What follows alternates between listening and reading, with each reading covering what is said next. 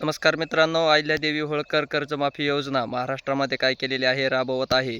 मग जे शेतकरी पात्र लाभार्थी असतील, ज्यांच्याकडे 2 लाख रुपयापर्यंत कर्ज आहे, अशा शेतकऱ्यांच्या कर्ज काय होणार आहेत आणि माफ होणार आहे. आणि थकीत कर्ज पाहिजे, कारण काहींनी रिन्युअल केलेलं आहे, काही नवे जुने करतात आणि काही शेतकरी काय करतात, रेग्युलरमध्ये भरतात. मग अशा शेतकऱ्यांना थोडंसं काय होणार आहे, जे रेग्युलर भरतात आणि कर्ज उचलतात अशा शेतकऱ्यांना प्रोत्साहनपर भत्ताही काय करणार आहे, 50,000 रुपये दिले जाणार आहेत.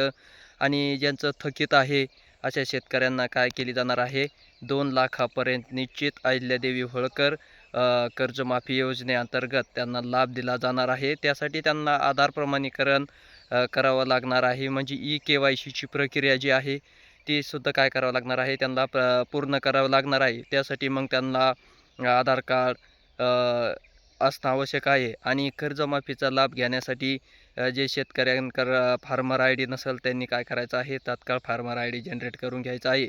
बरेच शेतकऱ्याचे फार्मर ID काय होणार आहे, जनरेट होण्या गेले आहेत. त्यांनी तलाठी किंवा मंडळ अधिकाऱ्याशी संपर्क साधून आपला फार्मर ID तयार करून घ्यायचा आहे.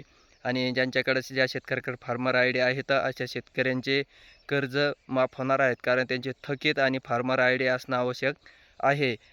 तर लवकरच काय केली जाणार आहे, येत्या 15 ते 20 दिवसामध्ये घोषणा होऊन त्याची KYCची प्रक्रिया काय करायची आहे, पूर्ण करायची आहे. नंतरच मग तुम्हाला काय होणार आहे, त्या कर्जमाफी योजनेचा लाभ मिळणार आहे. लवकर याद्या वगैरे काय होणार आहेत, प्रसिद्ध होतील.